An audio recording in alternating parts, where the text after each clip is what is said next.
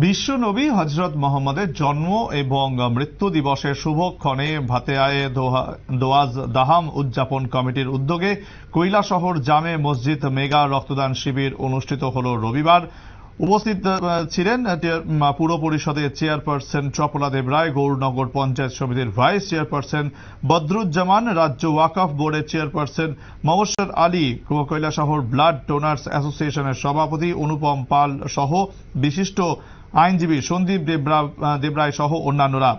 অনুষ্ঠানে কি বলেছেন প্রাক্তন বিধায়ক মবস্বর আলী, শুনুন। আজকের এই মেগা রক্তদান শিবির সম্পর্কে বলেন।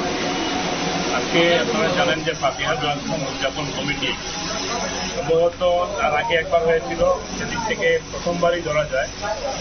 প্রতি বছর ফাতিহা জন্ম 12ই রবিউল আউয়াল হযরত মুহাম্মদ সাল্লাল্লাহু আলাইহি ওয়াসাল্লামের জন্ম বা মৃত্যুবার্ষিকী উপলক্ষে প্রায় 75 বছর যাবত একটা শোভাযাত্রা অনুষ্ঠিত হয়। এবার তার সাথে উদযাপন কমিটি এখানে রক্তদান শিবিরের সিদ্ধান্ত নিয়েছেন এবং তারই অংশ হিসাবে আজকে রক্তদান শিবিরে আমরা রক্ত হচ্ছে এমন একটা দান, যে দান পৃথিবীর সর্বশ্রেষ্ঠ দান।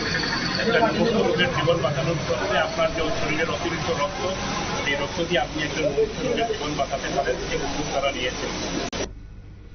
রক্তদানের মতন এই মহৎ কাজকে আজকে কিন্তু সকলেই সমর্থন জানান এবং আগামী দিনেও এই ধরনের রক্তদান বিভিন্ন জায়গায় হতেই থাকবে, এমনটাও কিন্তু জানা যাচ্ছে উদ্যোক্তাদের তরফে।